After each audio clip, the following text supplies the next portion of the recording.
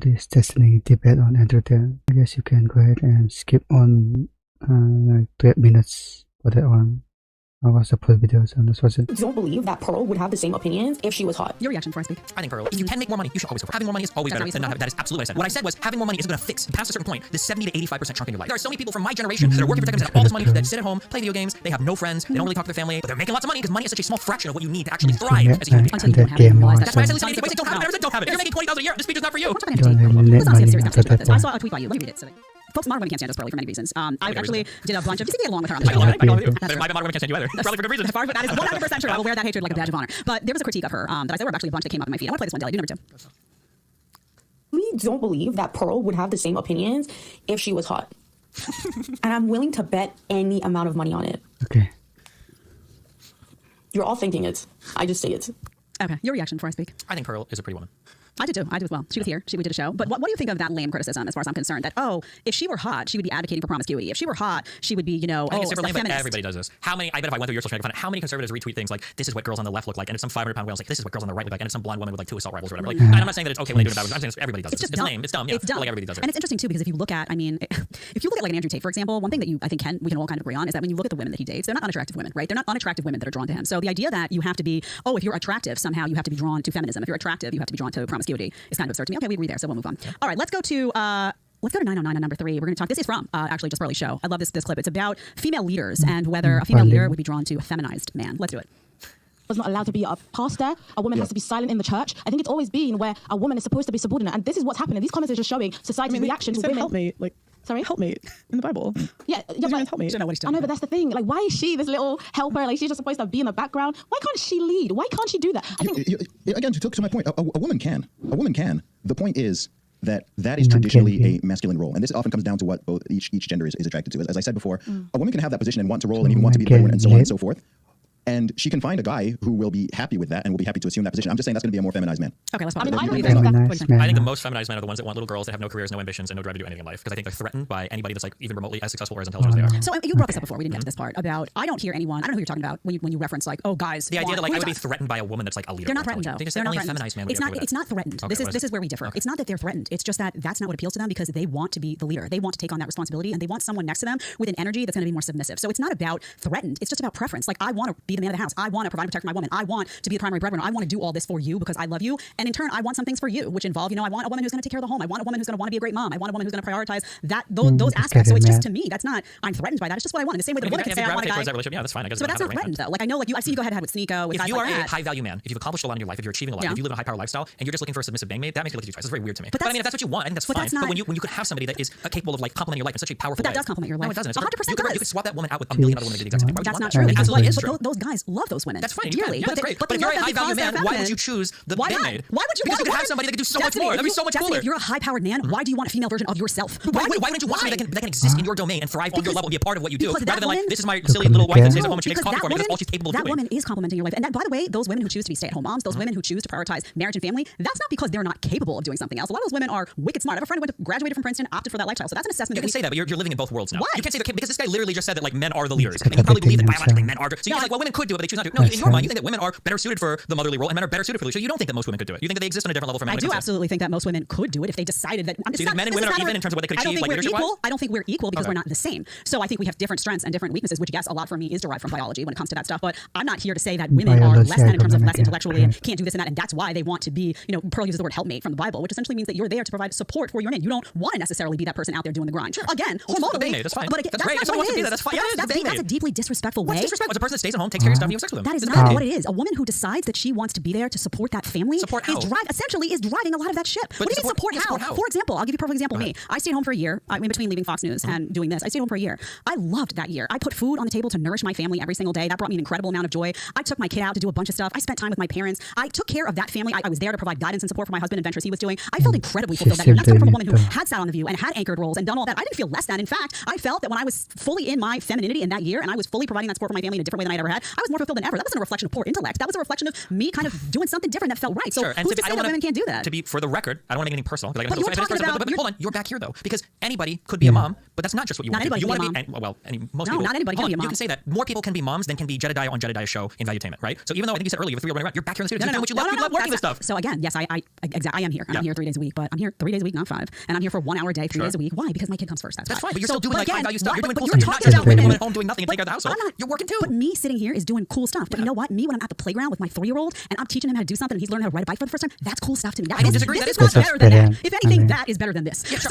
But you're still here. You can't do everything for 24 hours a day. Nobody's spending 24 hours a day with a kid. No one is telling women don't work. No one is saying that. Where is that argument coming from anyone? Andrew Tate himself. I've seen because you were saying that you didn't want a woman on the grind. It sounded like you just wanted somebody that was primarily in the household. What I'm saying is that women aren't driven in the same way for that grind. You like to ignore biology. I like to own the fact that because we are biologically driven in many ways, the fact that I do have a hormonal cycle that's this, the fact that I did want to have a child, and the fact that that did put me in a position where I, you have a baby for a little while, you're going to be that's going to be what you're doing. You're nursing that baby. You're exhausted. Pregnancy is not easy for everyone. That changes those realities. And I wanted to have a guy next to me who I knew would provide at that period of time. And that's how a lot of women are wired. That's why they want the option to work, but they don't want to have to work. Sure, but I mean, like, do you think that, and again, we don't have to talk because you brought yourself up, so that's the reason I'm asking. Cool, and I'm down. Sure. Do you think your husband would be as attracted to you after you had a kid? You're like, I'm done working forever. I'm just going to stay home forever. 100%. Then why, if you enjoy spending more time with your kid, than you do being here, and if you why are you back here at all? Because I'm a privileged person right now, and I get to come on here 3 hours a week and get a little bit of the best of both worlds. What I'm talking about is women who are in the grind, in the corporate grind, onto the fluorescent lights, 10 hours a day. That's what I'm dressing. I bet you probably had to do that grind to get to where you are now, right? I doubt you. Did you just get a roll of you out of nothing? They were like, oh, you're welcome. You didn't work hard to get there. I did work hard to get there, but I never had my priorities up my butthole where I was suddenly saying like, oh, I'm gonna remove love from the equation. I'm going to remove. They do it though. No, you had your first kid. How old were you when you had your first child? I had it late. I had my first kid late because you wanted to work. No, that is not. I actually like you way more than I thought. That's not why I had a kid late. You know why I had a kid late? I mean, we can talk about me all we want. Audience knows the story. That's going to get old to them. But I had a kid late essentially. I was in New York City. I didn't want to leave my family, and I stayed in New York City way too long. Masters, I remember. I think in language or something, right? I got a master's in 1 year and left because it sucked.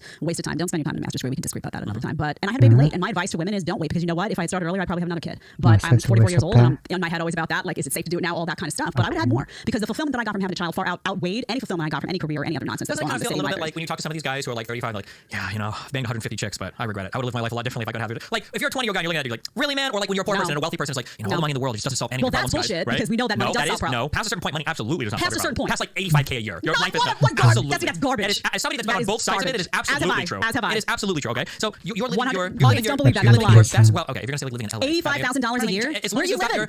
In 95% of places in the United States. Go to New York City, live for 85 grand a year, come back and talk to me. First of all, in Manhattan, you could make that work because you can find flats there for 2.5K a month. You're going to be living in a box this big. I lived in New York City for my entire life. I gave you a salary for the entire United States. Like, what about Manhattan, the 3rd most expensive place in the world? Yeah, exactly. Okay, so in the most expensive place in the entire United States, you're probably going to need a little more, but my point still stands. No, your point does not stand. People shouldn't be content with mediocrity. I never said people shouldn't measure mediocrity based on your salary. If you talk to any wealthy, successful person who's not trying to sell some weird Matrix red pill shit, they'll tell you that like having money to cover your bills is nice. Money is freedom. It's absolutely not. For half of America, they're obsessed with consumerism. Money is more bills. Money is freedom. Money is more cars you have to pay. Money is houses that break down on you. Not everybody, by the way, not everybody who has money spends money on nonsense like that. Money is freedom. Money is the ability to say, my company just put a mandate in place that I have to get this pharma injection. I'm not going to do it. So I'm going to leave this job. I'm going to pick my family up. I'm going to move to a state where I like. I'm going to buy a big old plot of land and we're going to be fine. That's what money buys. It buys freedom. It buys opportunity. It buys you not being dependent on the state or anybody else. That's important. That's why people should strive for success. So I'm sorry, I was in the reasonable range. You're talking about the I have enough money to retire at 35 range? Because then sure, I agree. Having enough money to retire at 35 or 40, that is better than having 80K a year for sure. What I'm saying is that from 80K to like $1 million, there's a whole bunch of issues. There's a whole bunch of... Ask any wealthy person about this and they will tell you. No, because you're ideologically committed to this, then you'll never take your money back. Money doesn't fix your relationship problem. Money didn't help you have a child earlier. Money isn't going to help you fix problems with your family. Money, no, it absolutely doesn't. Money can fix a ton of problems in all these ways. It can hurt your relationship. It can hurt your relationship with your family. It can cause added stress based on what you're managing your career. So everybody should just strive for 85K a year and be happy with that? No, what I'm saying is that if you make 85K a year and you feel like your life is horrible, it's not because of the amount of money you earn. It's in part because of the amount of money you earn. It's not fully. I'm not saying money's going to fix and heal all wounds. And I'm not saying if you're in a shit relationship, by the way, that money's going to fix everything. There's a reason why every single popular rapper, musician, actor all complain about all of the added stressors that come along with what they do. And you know what? Not a single one of those people would hand their money over to you because they also know that if you get sick, you have money, you have opportunity to get treated by the best doctors in the world. You don't have to worry about that insurance. You can do whatever you want. You're in a bad relationship. You want to have a baby? Willis just got diagnosed with some late stage dementia. We can't be saved, right? Well, we're all living on the same clocks. I'm not telling you that money is going to be your ticket to utopia. That's not what I'm saying. But if you don't believe that money is your ticket to a better life and more options and more opportunity, even just the idea of freezing eggs, these things are expensive. A woman wants to have a baby, she's having fertility issues, and she goes to the doctor and they say, oh, by the way, that'll be 30 grand. You have money. That's a lot of easier decision for you than somebody who grew up in poverty and stayed there. It's like this is like the most liberal American comment of my life. Why would you want people to not just strive? I'm not saying figuring out how to live a good life without needing $50 million in every little new detail. That's not your. It's about what is healthy for most people, right? Amish people live their whole life. Don't think not even use electricity. I bet most people are fairly happy. There's a lot of people that live. No, I wouldn't. I'm obsessed with the internet. Yeah, sure. But I'm not here telling everybody to do my lifestyle. But isn't it a better way to approach this if we said, I'm not telling you how to spend your money, right? Like for example, me, I'm not into material things. I sold all my crap clothes that I got when I worked on TV. I'm not into designer stuff. You see how I'm dressed. I'm not into it. It's not my thing. I'm not into cars. I'm not into any of that stuff. What I'm into is really good quality food. So I love to purchase some farms. Like that's my thing, right? So everybody's got their thing. My message is like, I want you to be empowered to live the life you want, the best version of that life. I want you to be able to buy the home you want. I want you to be able to eat the food you want. I want whatever matters to you. I want you to be in the best position to make that life a reality. So I'm not going to tell you how much money that means, and I'm not going to tell you how that money needs to be spent. But I'm also not going to put limitations on your ability to realize your dreams. I want you in the best economic environment, social environment, whatever it may be, to bring your dreams into reality. Is that not a better message than, oh, you could survive on $85,000 a year? You're prioritizing money too much if you care about X, Y, and Z. That's not up to me to decide for you. It's not up to anybody to decide. It's just I'm not deciding. It's the recommendations based on the lives I've seen people around me live. As somebody that's been very poor and somebody that's been very wealthy. The reality is that if you, it's like a guy that's 5'9" saying he can't date any women because he's too short. If you're 5'9", you can't date anyone because you're too short. There's other problems going on there. Agreed. If you're making 80, 90, 100,000 a year, and you're like, man, I'm miserable. Making twice or 5 times as much is not going to make you any Depends happier. why you're miserable. If you're sure, Depends why you're but miserable. generally the problems that are present in your life when you're making 70, 80, 90, 100,000 a year, right? The problems in your life there are not driven by money. I disagree. Relationships with your family, relationships with God, relationships with your community, relationships with your children, with your friends. Maintaining all of these things can be done in a healthy, awesome manner. Making, and I'm on the high end right here. 70, 80, 90,000. That's a lot of money. Truly, in most places we go back to Nebraska, Iowa, Kansas, probably 40, 50, 60,000. You can do this pretty easily. But for you to say that like, oh, 80, 90,000, honey, you're not going to ever be happy. Listen, it depends on the life you want, though. I'm not telling you can't be happy. Okay, I'm thinking about a life where you are spiritually and communally and family fulfilled, I guess. If you're talking about flying to Argentina to go have matas on the beach or something, maybe something. Again, I'm not going to tell somebody if there are people who want to live in $40K a year and be happy, fine. But what I'm telling you is that if you make double that, if you make triple that, you are going to have more options. For example, and you're very comfortable. You have to understand we come from a different reality where you're very comfortable leaning on institutions, government institutions. You talk about, the FDA. I've heard you talk about these 3 letter words. I'm sure you have no problem with WHO or that may be making assumptions. But I think you are okay. Big pharma, like just a difference of comfort in terms of that. You are comfortable with those institutions. I'm not comfortable with those institutions. So you probably drive a car. You probably eat food. You probably do all these things that require these third-party institutions to sign off on the safety of them. I actually order my food directly from a farm that doesn't deal with any of these institutions. The farm doesn't have any type of regulation. I'm not saying any type of regulation. I do my grass-fed, my grass-finished, my antibiotic-free. I do my raw milk. At the end of the day, the FDA is still probably signing off on what goes in the animals and comes out at the end of the day. Actually, the FDA has a problem with all raw dairy, and I consume that regularly. So you and I are very different boats. So, but bottom line, do you see the difference though? If you are comfortable leaning on those institutions, I'm not going to talk to a guy earning 50,000 a year. Listen, dude, you need to think about the CIA and the WHO. Like they're coming after you, man. You got to start your own business. Why? Because a guy making $50,000 a year has got other stuff to think about because he doesn't have enough money to worry about first world problems like everybody making 250. Obsessing over 3-letter agencies is like the most whitest privileged thing that we can possibly do. It is a function of my identity that I can go online and say, okay, guys, we really got to talk about what's happening at the Department of Homeland Security. You think the average American is getting on flights? You think the average American is worrying about their phones being tapped? I think most people just want to be able to work a job, provide food for their family, hang out with their family and their communities. I think you underestimate a lot of folks in this country who want a lot bigger and better than that. And that's why if people were content, again, it's like a promotion of, and I find that communists do this all the time. I'm not saying you're a communist, but it's this promotion of mediocrity. And it's usually a promotion of mediocrity by people who make a ton of money and who are in the elite and have options. The bottom line is you do have a lot. We both have, I'm not wanting or hurting for money. We both are in a position of privilege financially at this moment in time. And we both actually have the unique experience of, similarly, we didn't grow up like that. I grew up behind Staten Island, you didn't grow up with money. So we do know the difference between the two. But right now, today, we are in a position of privilege. If you have a child, I don't know how old, but if you want to take your kid out of school and put them in better school, you can do that. That's all money. That is money. If you decide, for example, I don't disagree. If you're making arguments that money can improve your life, I agree. But it improves your life in the margins. 80%, that big chunk that has to do with your relationship with family, relationship with God, relationship with yourself, these things are very lightly impacted by money, assuming you have enough to meet your financial needs. If you are worried about money, and that is a financial, that's a stressor for you in any capacity. If you're worried about money, you're doing something wrong. In where? In Miami? Again, do you know what Miami is? Yeah, of course, but people live in Miami. I spent summers in Hialeah. Do you think you need 80,000 a year to live in Hialeah? Okay, so you want to say in Miami Beach, in Brickell, in the most expensive place in the all the major cities off the map. All the major cities. Even for New York, you said, well, what do you want to live in? What, Manhattan? There's plenty of places in New York. You live in Jersey at a really affordable rate. You can live in the Bronx or Queens for affordable rate. You can't fly to Manhattan for. Go to Nashville and make $70,000 a year and support a family of 4. You don't need to support a family of 4 in Nashville, Tennessee. No, you're misunderstanding what I'm saying. You can do it. But should that be your goal? No, you want to have extra money because that money gets saved then for your children, for your grandchildren. There is nothing wrong with aspiring to greater than you are. Here's the only 2 points I make, okay? If you can make more money, you should always go for it. Having more money is always better than not having. That is absolutely what I said. What I said was having more money isn't going to fix past a certain point this 70 to 85% chunk in your life. So if you're having to make even more sacrifices to that chunk of your life to get more money, which is what you just criticized women for being on the grind and neglecting their household, if you have to sacrifice parts of your life in order to make that more money, you are probably prioritizing incorrectly. That's why there are so many people from my generation that are earning 70, 80, 90, 100, 110,000 a year that are working for tech companies and have all this money that sit at home, play video games, they have no friends, they don't really talk to their family, they're kind of isolated and alone, but they're making lots of money because money is such a small fraction of what you need to actually thrive as a human being. Until you don't have it and you realize that. That's why I said listen, anyway, don't have it. I never said don't have it. If you're making 20,000 a year, this speech is not for you, obviously. All right, let's go back to, actually, you want to talk about Andrew Tate? I would love to. We have to do this in a civilized way, Destiny. I know you're heated about this. I've seen some of the interviews, but I want to ask you about, let's honestly have a serious conversation about this because what I saw a tweet about you. Let me read it so that you have some rep. Deli, do you have the tweet? It is number 14. So you put this tweet out. You said somebody had written, said, I don't like Andrew Tate, but I don't think it's appropriate to celebrate someone battling cancer. I know Destiny is not celebrating it. Just saying this in general. I see a lot of it on Twitter right now. It's pretty gross. Agreed. Then you said he's not battling cancer. This story, like all others that leaked from the Tate camp, are completely effing fake. Okay, explain. There's a lot of stuff that gets leaked from the Tate camp that's like half truth or completely fake. How do you know it's leaked from the Tate camp? Because who else is leaking? The prosecution's not leaking this. How do you know? I'm just asking, how do you know where it's coming from? I'm sorry, I didn't consider that the prosecution is leaking stuff from the Tate camp. That the prosecution's been leaking stuff for they've been leaking stuff that's favorable to their case. Why are they months. leaking stuff that's disfavorable to their case? If they're leaking stuff that's disfavorable to their case, I don't know why all the pro-Tate people on the internet are amplifying it. I didn't even consider that for a moment. How would this? I'm curious though. Let's just say you're right, and this story about cancer leaked from the Tate camp. How does it help him? Well, because the idea was that if he's got like some terminal cancer, because the message that was being pushed was that he's going to die within 6 months if he doesn't get it treated, was that he needed to be flown to Dubai for that treatment. That also doesn't have an extradition agreement with Romania. It would get him out of prison. That was like the story that was pushed there. So you thought that they leaked that, and that was going to pressurize the system to release him. Well, because it's all like everybody's trying to win this like public opinion battle right now. And there was that doctor, the guy that is like an esthetician or something. Not that, because that's like eyebrows. I don't remember. He does like cosmetic surgery stuff. He's a doctor, but in Plastic Dubai, surgeon? yeah, who's like a friend of like Tate, who was talking about how he'd done this diagnosis and he had like terminal fucking some leukemia. So we read the reports. Essentially, it said that there was what looked to be a malignant growth in his lung. We read through it didn't say that it was malignant. It said that it looked that it could be that way. He needed additional testing. There were certain appointments that had been made to follow up, whatnot. He said We have since maybe. found out, audience, just to update you, that it's not cancer. That Andrew actually did go in and have that Had already done biopsy, this, yeah. and it turned out that it was not cancerous. But so, and I And initially the doctor said, that was involved had pictures hanging out with Andrew Tate in early 2022, and he's since deleted those from his Instagram. But. So I can understand why, if he did in fact have cancer, I'm grateful that he doesn't, I don't want anybody to have cancer, but if he did in fact have cancer, and this was a means whereby they said, okay, this guy's in jail, he could potentially have a fatal result of not getting the proper treatment, we need to get this out there so we can put pressure on the system to get him the proper testing. That would make sense to me to leak, but it doesn't make sense to me that they would leak this only to then 24 hours later come out and say, oh, actually it's not cancer. It just didn't make that would be the Probably dumbest leak on earth. I mean, it was also really dumb that partial texts were leaked of those women saying, oh my god, look here, they are colluding to fake that Andrew Tate was trying to keep him locked up, and then when the full texts were released, it actually shows the exact opposite message too. But So talk to me about this case. What is your beef with Tate? the issue that I have with Tate is that if we remove politics from this, if everybody wasn't so obsessively trying to make it a right versus left thing, every person, especially conservatives, will look at this guy and like, okay, obviously he's a sex trafficker. It's just so obvious. Why? I don't see it. Really? Yeah. And I'm not a Tate. I'm not like a Tate. Okay, I don't read quotes. Can you tell me what you think about it? Well, no, I don't want you to do that. Oh, no. I'll I tell you super what. want You to. take it out of context? No. See, full quote from his Hustle University. Yeah. Tell me things out of context, okay? I've been running a webcam studio for nearly a decade. I've had over 75 girls work for me, and my business model is different than 99% of webcam studio owners. Over 50% of my employees were actually my girlfriend at the time, and of all my girlfriends, none of them were in the adult entertainment industry before they met me. Literally, that was my job. My job was to meet a girl, go on a few dates, sleep with her, test if she's quality, get her to fall in love with me to where she do anything I say, and then get her on webcam so that we become rich together. Whether you agree or disagree with what I did with her loyalty, submission, and love for me doesn't matter. Destiny, let me ask you a question, Destiny. If this case is a sex trafficking case, why hasn't he been charged? Because they're waiting to finish their investigation. I like how you don't respond to that entire No, because I don't know where that's from. It's from I his don't website. know. I It's don't know his what website. came before. I don't trust like these You don't quotes that people pull, and that doesn't sound like sex If you trafficking. want, like, because I have the full video of him talking about it on his own website if you that want doesn't to. meet the standard Okay, of so sex I want to be trafficking. clear that you guys don't want to engage with reality. No, You that's don't. just here's You what won't. These are his own quotes. No, his own this is what I'll say to you. If you have a case, they've been digging on this guy for 11 Oh, plus months. they Okay, they lose brought him and his something. brother into jail. They arrested him. They keep delaying. Okay, 30 days.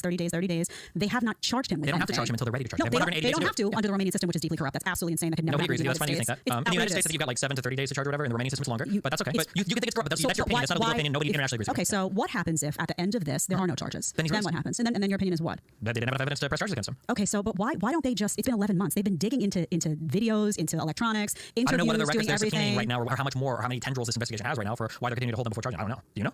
I don't. I just So think then it maybe sounds we should wait and see. outrageous. How does it sound outrageous? Because Maybe why we would you? just Why wait wouldn't you? then. It's ridiculous. You've been digging for 11 months. You're holding 2 guys in jail over and over again, 30 days.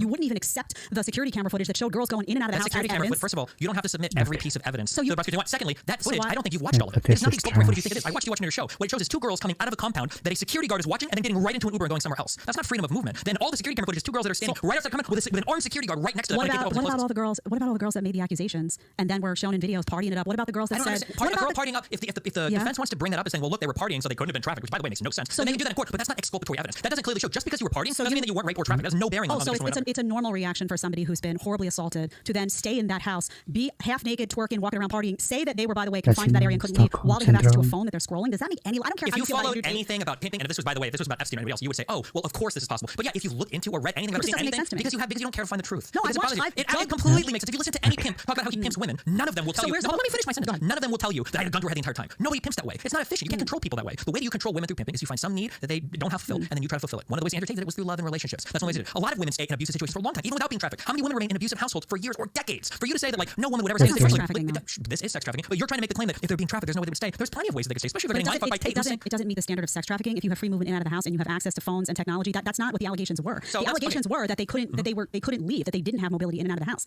That's not what happened. You So see here- on the so- cameras that they do have the ability So to go in sex and out of the trafficking house. requires you don't see man, that they are ever allowed to leave Yes. freely. And Andrew Tate and Tristan Tate and girls have all come on record saying that they weren't allowed free movement. So I don't know why You you're saying have- that. you Just have- because you see somebody go in and out of the front gate where security guard is So standing, here's the it's thing. not freedom of What movement. about all the women that came out and said this wasn't happening? You're calling me a victim. A lot of women that are still in the industry or directly employed by him or have tattoos of him? So what? You have a tattoo of somebody, so Yeah, you can't. She's not entitled to say what's going on with her. Even if it was the case that these women weren't abused, which Yeah, we don't but know. they were labeled as even if it was, victims. because they probably are. But even if it's the case that they Why? aren't, even if it's the case that they aren't, Yeah. they don't have any bearing on the rest of the case. Why? In fact, in the Romanian criminal code, there's a specific carve out saying that the testimony of your victims cannot save you. So, but why are they being labeled as victims if they're in their own words saying we're not victims? I don't Why? know. That doesn't sound like a deeply corrupt system to you.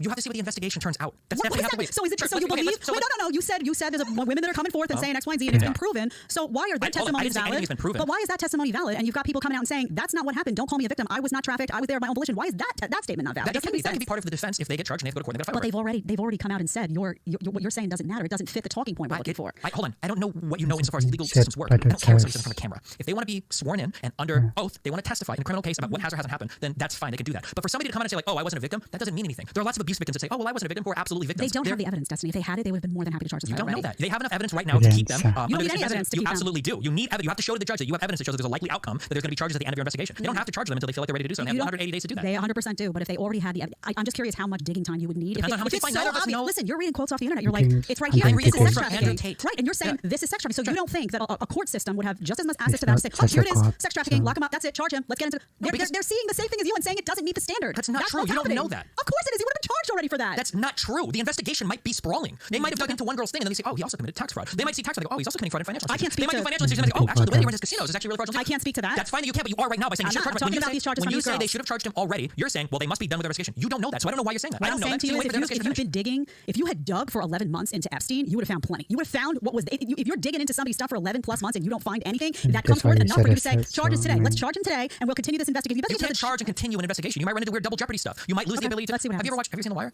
No, actually. Oh, okay. Yeah. It's such an obvious thing that I don't It's believe. not obvious. No, it's very obvious. It's not. If it was so obvious, it wouldn't be handled like it's this. so obvious. It just isn't because you're so politically partisan on this issue. Listen, You absolutely are. You absolutely are. I don't know them. I've never interviewed them. I have no personal stake in this Then you should whatsoever. be able to understand this statement is It's very a simple legal simple procedure. thing. That when you begin an investigation, you might find chargeable offenses early on. It sucks to charge immediately because then you lose the ability to continue an investigation. If I go and investigate some kid on the corner of the street who's selling crack and I find out, oh my god, I got dead to rights, I got a camera with him selling crack, but then I got a video of him talking to another person, I might not want to charge him because I want to see who this other person is. And when I dig into that person, maybe it gets to the point to where this guy's like taking money from politicians, and I've got a whole drug ring built up where I can start charging crimes, but I might not want to do that because I want to see where the money goes. This is super common when you're talking about these huge investigations. You don't just find like a charge immediately. That's so dumb. But if you're going to look at this objectively, doesn't it concern you that a lot of the camera footage wasn't submitted into the files? Like, why not? But why not? Like, why not just say, you know what? There's footage outside his house. We're going to look and see. Are there girls going in and out? These girls are claiming that they were kept against their will. We're going to submit it into the file. We're going to look at it. Doesn't concern you that a refusal to even go there, to even submit that into the case file, to even look at it could be a sign of a corrupt system that maybe has some direction that they want this to land on, that they're a little scared to kind of look at what may potentially be in Tate's favor? If they had been more willing to look at that stuff, I would be more willing to look at this as a fair trial that's underway. Look at everything. Talk to the girls. If a girl tells you she's not being trafficked, why are you then releasing a statement saying, oh, she's brainwashed? Sorry, she's brainwashed. She can't make her own assessment. There's a really good statement, and it's the statement, or the quote is, if you don't know how anything works, everything is a conspiracy.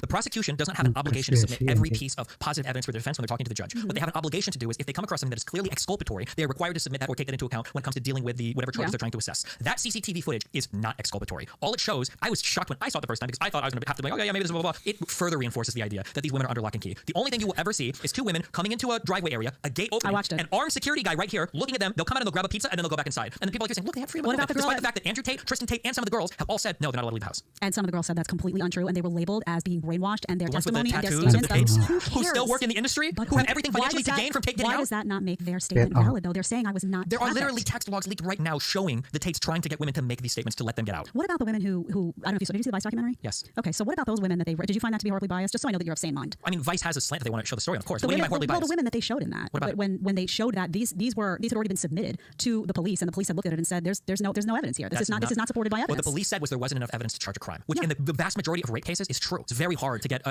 station So let's to. just assume he's a rapist. I then, never right? ever said that. Do you see how partisan you're being? Let me be clear. This It's is my position the entire time. My position the entire time is let the legal system work as it will. And you're the one saying, well, why didn't they provide exculpatory evidence? If you don't know the process, you're not saying they have freedom of movement. You look at the camera and There's so many holes. There's the women who made the charges and then they're in the house partying on their phones, talking this, that. Then they take a giant already trip. talked about the partying on the phones. It doesn't prove anything. You're right. You know what? If somebody had been horribly assaulted and trafficked, they would then be not only conspiring in text messages, but they would go on a lavish vacation together, smiling and put a bunch of photos on Instagram because they'd be in such a good, positive place as a result of their experience being trafficked. Business. That's utterly ridiculous. That is not how scarred women from assault behave. I'm That so is curious what you utterly think. ridiculous. Okay, so Andrew Tate says, a girl might say, oh, I don't want to do the webcam business. So, okay, I know you don't want to do that, but listen, come, let's have a meeting, let's talk about it. If you don't want to do it, that's fine, but let me explain it to you properly. In fact, I'll bring one of the girls who works for me. Your bottom bitch, the new girl, you go out for a fucking nice dinner. Your bottom bitch is the one who does the setup. You don't do the setup. The girl has to hear it from the bottom bitch. And this is where your bottom bitch has to be trained. And that's why it's so important to have a good first girl. This doesn't sound like trafficking to you? It doesn't meet the standard of trafficking where they would have charged him already. Does it sound? Do you understand that what you're saying is wrong? You say it doesn't mean that they would have charged him. He could have enough evidence for everybody to traffic. Let's see what happens. That's my position. You're the one saying it's all corrupt. Let's see what happens. No, I'm not. Listen, I don't have any inside. Like, I don't know what they were doing with their finances. But you're the one in here saying that the system is corrupt. What I'm saying is, at this point, the Romanian system at large, I believe any system is corrupt that is able to hold somebody for month after month after month without charges. Yeah, but that's not a legal opinion. That's your personal feelings on it. Which is fine, but you present these things as like legal, like, oh, it's a corrupt legal. Like, you just feel like you don't like it. It is corrupt. It is corrupt because it's disgraceful that you're not. Why? You're why? Do you really want to know the reason? The reason why is because places like Romania do have a history of corruption, and when charges like these are coming down the pipeline, people just flee the country. That's why. That's the reason. And Romania has a history of this happening. Let's just hold them. For up to 180 days, if you can prove to a judge, if you can prove to a judge that I have good evidence to hold them here. If they had anything on him, they would have charged the guy already. That's the fourth time you said. Just to be clear, you keep saying that it's not true. You can hold them with enough to charge them and not charge them. You can. What I'm saying so what you're saying is not true. Are you going to repeat it again? That if they had enough, they would have charged them already. That would have happened already. But what if they are finding more investigation? Let's see what happens. Again, I've said repeatedly on this show, I don't have any insider information on this case. I don't have any access to that. Committing tax fraud. When you talk about stealing money from his girls, that doesn't bother you at all? My opinion on Tate has been that he's a net positive for men when it comes to getting your shit together. Stealing, lying, cheating, scamming. Their whole business, they talk about scamming men for money. I know. That's inspirational for men? He talks about working with a mob to run casinos. Is that inspirational for That's not men? what I'm talking about. That's not what I'm talking about. What I'm talking about is the tens of thousands of men who've been positively impacted by him telling them, get your life together. Oh, you're depressed. You're in control of your own fate. Get into the gym, get some exercise, run your own life, be able to be financially stable, be able to support yourself. What does it say about conservatives that they need Andrew Tate, a scammer that runs casinos, for that role model to tell them to go to the gym and respect yourself? You said when we started that, I don't remember what you referenced, that I said, I'm sure you'll be able to find something good that you know, blah, blah, blah. What I'm talking to you is what I'm telling you is that when it comes to his messaging for men, I believe that he has been by and large a net positive. What I'm not able to assess is what went on with his casinos, what went on with this. All I'm saying is that the way this investigation has played out, there's too many holes that haven't been acknowledged. There's too much stuff that has not been looked at. You can say that they have the right to not submit the security. That's how the same thing in the United States. You can say that, but why? Why? You should because have it's not the prosecution's job to provide the defense's defense. That's what your defense is for. The job of the state is to prosecute in good faith, meaning they have to submit but it's the same thing in the United States. You see no issue here. I see a bunch of issues here. We'll see how it plays out. So you think in every legal system around the world, you think the state should be working for both the defense and the prosecution? I don't understand why the case files don't reflect the accurate statements of the women. I don't care that she has tattoos of Andrew Tate. They don't think that a woman can't determine if she was trafficked or not. Oh, so who can? Some psychologist that they roll in and they say, oh, by the way, you're brainwashed, but you're not. That's the point of an expert witness. Do you want to get rid of those in court? Do you not disagree? Who are they? Expert witness is oftentimes somebody that the court has deemed has qualifications to make statements on certain things. Who is that psychologist that came in and evaluated this? In fact, Jasmina said, I never stood in front of a psychologist. She doesn't need to. So how do they determine that she's brainwashed? Because the point of an expert witness is to take some facts of the case and extrapolate. Oh, okay. That's what an expert witness is. Listen, a normal witness is brought in to testify to their own experience. An expert witness is brought in to extrapolate from facts. That's what an expert witness is. Let's just decide now that some of the women were telling the truth and some were lying based on our own predetermined idea of how this should play out, because that seems to be what's happening. It doesn't I don't think you understand that the witness testimony is not relevant for this charge. If I can find you a 12-year-old girl that says she consents to having sex with a 30-year-old man, would you care what she says? That's a minor. That's a different story. No, but why wouldn't you care? Why wouldn't you care? Well, that's a minor. That's different. We're not talking about a grown woman here. The correct answer is that she's not in a state of mind or able to consent to that relationship, statutory rape. A woman can't consent to being sex trafficked. So even if she says that, like, oh, well, I wasn't right, it didn't happen. If there are messages that show that, oh, well, when Andrew Tate brought you down, he was promising to marry you. He said that he loved you more than anyone else in the world. It doesn't matter what she says after the fact. She was brought there under terms of deception, which is what is needed to prove sex trafficking.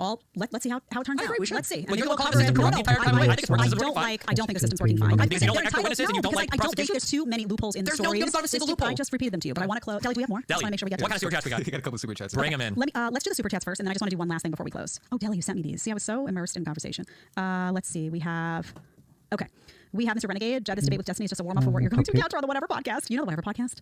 Oh yeah, I almost did it a couple days ago. Right, you so go out there? Funny. They asked me to go out there. I think it would be hysterical, me against a bunch of modern women, but I don't like to leave my kids, so we'll see. But it's fun. It's a funny podcast. Will Destiny appear on Rich Cooper's channel? He's been invited.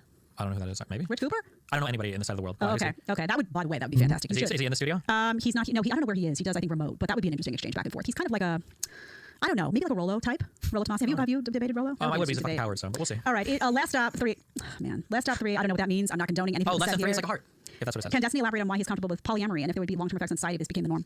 I'm comfortable with it personally because I'm a fuckboy and I can fuck around, and my partner generally needs the same freedom that I have. Otherwise, I think it's an uneven relationship. I don't know if it'd be stable in the long term, like if we decided to have like a family or children. I don't know if we would. Don't you have children? I do, but it's with an ex-girlfriend. Okay, so it's not okay. So would you change if you? That's if we wanted to have a family, I would imagine, just because I don't know if you have the time to manage all that shit. Do you think you could change given that you've been living this way for so long? Do you think that would be something you could do? I don't know. I'm not sure. Maybe. Can I ask you something? You can ask me honestly about your relationship. I'm very curious. I would love to have actually your girlfriend because I don't want to ask her. She's not here to represent herself, but your wife. So how do you do that? How do you? I mean, it's one thing for you, I think, to say I need the sexual freedom, whatever. But let's say you're hanging out with your wife on a Tuesday. You're intimate with her, and I'm guessing you have a good sex life, whatever. And then on a Wednesday, she's out sleeping with somebody else. How does that not gnaw at you in some way? I'm personally like a very jealous person, but there's different people. That's odd, though. Yeah, probably a little bit. Yeah, but that's why I said I want to ring my life stuff for everybody.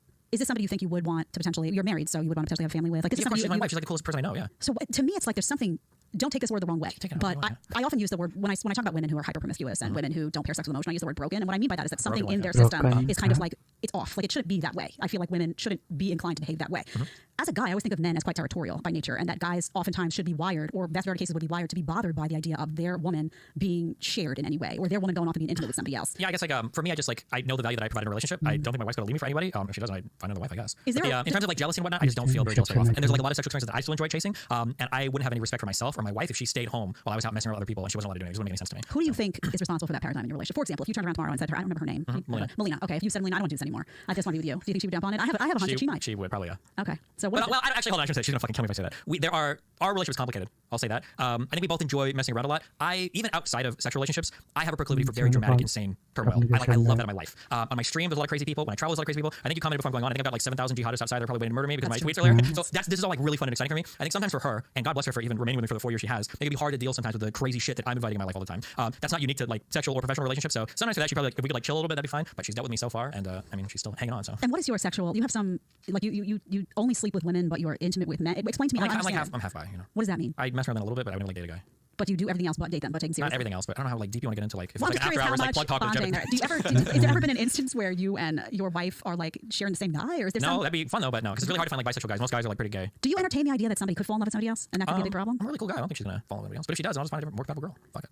Okay, so somebody would hear that and say she's replaceable to you, and that's why this whole dynamic. If she was works. replaceable to me, I would replace her right now. I super love her. We get along like super well. I don't think either of us are gonna find. She's a really unique person. I think I'm a really unique person. Just because you're a similar person, I don't think either one of us is gonna find somebody who's like, oh my god, I'm replacing you with this person. I don't think that's gonna happen. But what do you say to like a critic who would say he's just not with somebody that he wants to give himself fully to, and that's why he's distracted? He's with the wrong girl. There's a lot of people that have their ideas about how. The thing that annoys me the most is like I understand monogamous relationships, and I think that's cool. And there's something beautiful there, and that's awesome. And people want to do that. I have full respect for that. Not only that, I would probably say that like 98% of people should be in those types of relationships. That's fine. But a lot of monogamous people have ways of doing things that they project onto me, and all I can say is that like the projection is not true. That either like I'm secretly jealous, or I'm getting cocked, or she's getting cocked, or she's secretly jealous, or whatever. The reality is that like all types of relationships have types of jealousies. Maybe ours involves fucking other people involve just talking to coworkers, right? Like monogamous people, don't take this as an attack on monogamous people, not. But monogamous people say things like, to me like, oh my god, like your relationship sounds insane, I can never do it. But then I look at a lot of monogamous relationships, and a wife will be like, I don't like your new female coworker, you need to move offices. Or like a husband will be like, you went out yesterday with like some friends, and there was a guy there, and I think you'll sleep with him if you have a chance. You're not allowed to go out with those friends anymore. And it's like, damn, there's like a lot of jealousy in monogamous relationships too. I think people should try what they like to try. Do you talk? Do you have a rule in your house like we don't talk about? No, I would never do that. Like we have to both be comfortable with it. I would never be in a relationship where it's like, okay, we can talk about other people, we can never talk about it, because that sounds like a disaster waiting to happen. Like I'm so upset, I don't even want to think about it. Like we're both like pretty sexually open people. Why do you think though, if you had, I'm curious, if you were to have a family, that would need to change? Is that some acknowledgement that the stability of monogamy is ideal for family and society at large, or what does that mean to you? The thing that I would be careful about is I think that having parental roles are pretty important, and like if you had like two parents and they like on weekends or whatever, the kids were at grandma's and you went out to like swinger parties or shit, I think that'd probably be fine. The worst things I'm thinking of in terms of like poly stuff or open stuff is like having a bunch of like strangers like walking around the house would probably never be okay. Or like taking my kid and introducing like, oh, there's another girl that I have sex with sometimes. Like that would be a really weird setup. But these are things as a single parent, like I already kind of deal with. Like his mom has to be careful in terms of like what kind of guy do I introduce Nathan. I gotta be careful in terms of what kind of girl I introduce Nathan, my son, because we're trying to be respectful of like each other's parental roles. But yeah, when I say that, I'm not sure if the poly stuff would work for like a family. It usually just comes down to like a matter of time, because kids, especially in the first like 6 years where they're going to school, I'm sure you know this right now, very fucking time consuming. Yes. Yeah, and I don't know if the desire would be there for. And then like if she's working with child, if she's got like this, anywhere from 1 to 12 months of not wanting to do things after pregnancy, I don't know if she's gonna want me going out like fucking a bunch of girls where she's like taking care of a kid or anything. So I feel like logistically it probably wouldn't work. I don't know ideologically I'm opposed to it, but it seems to be a lot of trouble. I have one more topic I want to get to, but before I just want to ask you like. Yeah. I don't even know how to word this appropriately, Deli, I'm not gonna lie. By the way, folks in the chat, let me just say this. If I'm not getting to all of the chats today, we got flooded. It's hard to kind of do this and do all that, so I apologize. I will make it up to you next show. Let me ask you this question about whether the exculpatory evidence. Oh, sorry, go. No. It's about emasculating men on television. I don't know how you feel about that, but this is an interesting article. This is one thing I'm gonna do, Deli, before we close today, because I think it's an interesting topic. About male leads in films. I'm trying to get it for Deli so he can. Deli, do you see that one? Yep. Okay, cool. CBR.com says that, do you know Dungeons and Dragons movie title? I don't, so I'm gonna pronounce all trailers for it, but I don't think it's just be prepared to pronounce everything wrong now. But they intentionally, I got that part right. They intentionally emasculate the leading man. They proudly say this, the writers. It says the Dungeons and Dragons movie's writing team revealed they intentionally emasculated the leading man in the film and put the woman on the front lines. They spoke with Variety and they discussed how Michelle Rodriguez's Holy Barbarian and Sophia Lillis' Doric the Druid tend to engage in the front lines of battle compared to their male party members. That was not an attempt at wokeness, they say. I swear to God it wasn't. We like that Holga is the bruiser that does the dirty work for Egan, and he doesn't like to get his hands dirty. We also love emasculating leading men. It's an open admission that they like to emasculate leading men. One thing that I've noticed in consumption of media, whether it's TV, movies, whatever it is, I talk about this a lot, is there seems to be a continued emasculation of men that happens on screen. Oftentimes you'll see the fat guy, the lazy guy, the guy in the marriage who isn't doing anything right. He's outside, eating a donut over the garbage pail hiding from his wife. And I think about the impact that has on men who are watching this at home and being made to feel like maybe they couldn't be a head of household, that guys need to kind of sit back and women are more capable, more competent. The women always seem to be in charge and competent, and the guys always seem to be lost in space. That's a really classic trope, though, isn't it? Well, like if I think of like even in shows where the men are really educated, in the Cosby Show, isn't it generally his wife that's like really kind of like got everything under control and he was a doctor. He was, but he was kind of like a goofy guy, right? Or in like Fresh Prince of Bel-Air, the father was very much like go-getter, but he's also like fat, and the wife was like very much like the scary kind of person in the household sometimes. So even when the husbands are like really educated, it almost seems like the wives play these really strong roles. Here, this is like a broad, there's two parts here, okay? This is a really broad thing that I have. It's probably gonna trigger you, I'm not gonna trigger you, okay? I think that women have done a really good job over the past 50 years, not just women, but like society's pushed women towards wearing all of these hats and assuming all of these roles that we traditionally thought women never could. We didn't think women could exceed and excel in school like they are. We didn't think that women could start to move into the jobs that they are. We didn't think that women, given access to reproductive control and family planning, everything would be as promiscuous and whatever they are. Like women are able to do all of these things now traditionally that they hadn't. And they stepped into these roles, and it seems like now whether we're happy or not happy, people debate over the surveys, but they're doing things that we thought they would never want to do. I think a woman want to work till she's 35, that's a man thing. But as soon as you give a woman some plan B or some birth control and some financial aid, she's like, fuck it, I actually really like my career and I really like traveling, right? But the issue then is that when we look at men, and I think men are in this weird world where it's like, okay, well, my job was I was supposed to be the household provider. I go to work, I suffer there, and then at least because of that, I'm able to give a paycheck to one. And now I have like a family unit that kind of is built around this dynamic.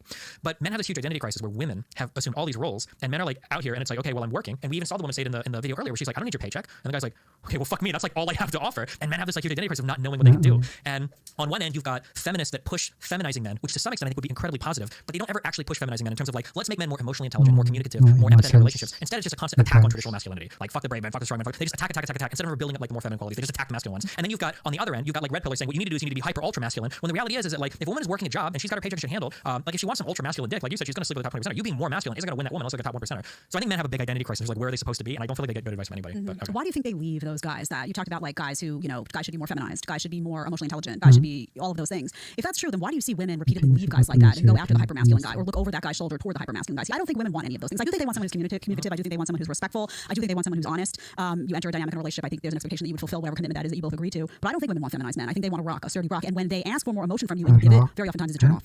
I just totally disagree. I don't think there's any data that supports the idea that women are like running away from feminized men. I don't think that I hear this thing a lot that if you show vulnerability to a woman that she'll leave you. But then I think back to the early example I gave you, like if you hug like a child or a cat, like women love you. Why do they say about bad boys then? I can tell you why. Because they like confidence. Everybody likes confidence. I don't know if that's like a masculine or just like a maturity trait. But I think that when you think of like, and it's so funny because it's such an easy thing to disprove. People say like women love bad boys. If I could show you like a 250-pound guy that like deals drugs and plays League of Legends all day, she's not gonna be attracted to that guy, right? But she's attracted in order to thrive in those bad boy situations, usually you have to be very confident, very sure of yourself. You usually have to be pretty charismatic. You have to have good conversation skills. You also have to be somewhat authoritative. Like I view a feminized man. Like when I think of feminized, I think of more submissive and more truly feminine. That's not appealing. I think what's appealing about a man to most women, including the bad boys, by the way, I always say they don't want to get cheated on, but they want someone who's going to be authoritative, that has a dominant strain to him, someone's going to be dominant in the bedroom. Most women don't want a submissive in the bedroom. So I think, to advise men to be feminized as if that's going to somehow get them more women, I think that's bad advice. It's not the masculinized. I think most men probably have about an appropriate level of masculinity. As long as you're a man, you've got testosterone and biologically you're all there, you probably have an okay amount of masculinity. I think the two things you generally work on is a little bit of femininity in terms of like being able to communicate emotion, but it's probably the maturity aspect. But it's testosterone is on a lot of guys. Testosterone is on the decline. It is absolutely on the decline. And you don't think you often. I have very low testosterone. Maybe that's obviously or whatever. Like I think that relatively speaking, in terms of like success, leadership, in terms of like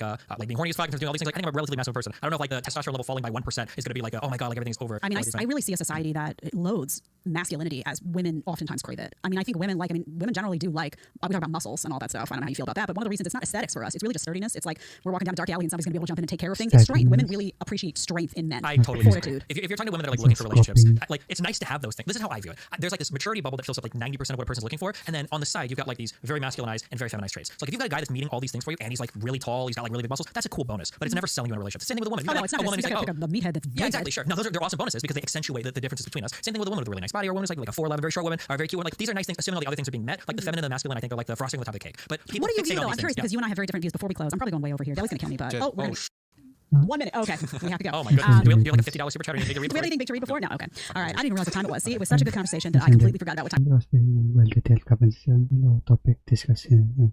People debate that was detailed and all, without